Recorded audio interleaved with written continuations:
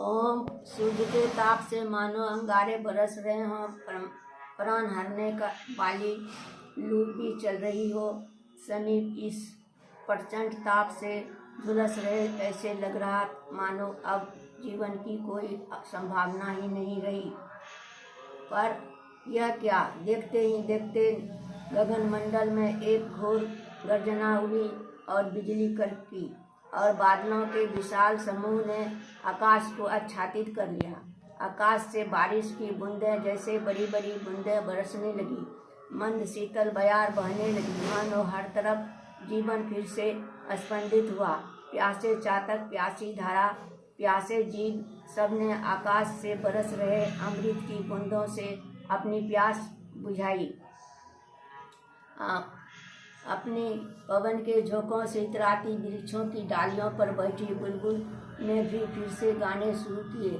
सच कहें तो फिर से एक नया अभियान, नया सवेरा, नया जीवन अंकुरित हुआ।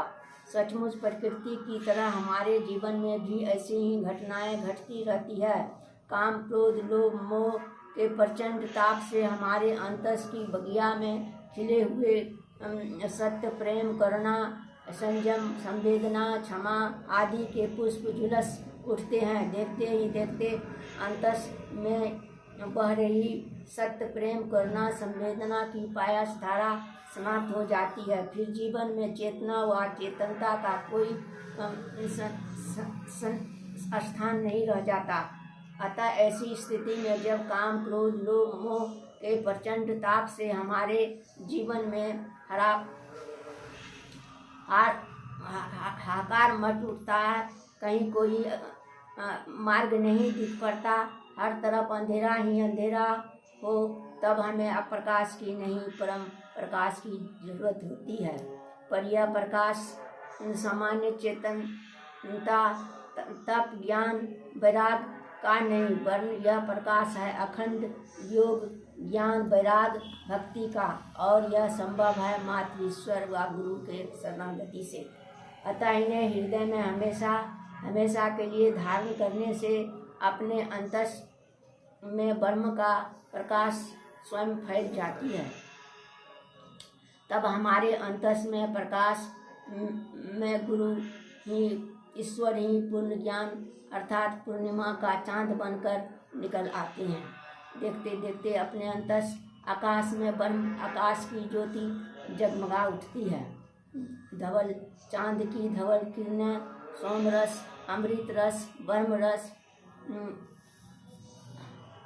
वैराग रस में घटाएं घटों बरसने लगती है। वह ज्योति की अमृत वर्षा से धवल चांदनी हृदय सरिता भी में घटा बरसने लगती है।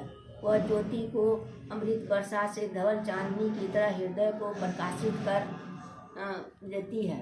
ब्रह्म ज्योति चांदनी रोशनी से भरे उफनते जगमगाते सिंधु में विलीन होकर बिंदु रूप आत्मा रूपी सिंधु रूप में ही समा जाती है।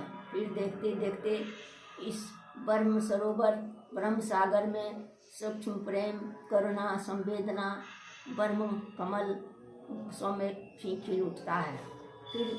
फिर तो इस स्थिति को प्राप्त योगी के लिए अर्थात सत्य ज्ञान स्वरूप परमानंद परम ब्रह्मानंद की प्राप्ति में स्थिति योगी के लिए रात्रि भी दिवस के समान हो जाता है। हाँ, काम, क्रोध, लोभ, मोह से मूर्छित सामान्य प्राणियों के लिए तो दिवस भी रात्रि के समान है। यह ब्रह्म को प्राप्त हुए पुरुष का स्थिति है। उसको प्राप्त होकर योगी कभी मोहित नहीं होता। यह ब्रह्म हुए पुरुष और अंतकाल में भी इस ब्राह्मणी स्थिति में स्थित होकर परमानंद को प्राप्त हो जाता है।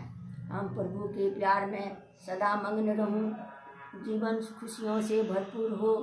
मैं बहुत भाग्यशाली हूँ, कुछ नसीब हूँ। प्रभु मेरे ऊपर छत्रछाया के रूप में है। मैं बहुत सुखी हूँ। आपको नमन, सबका भला हो।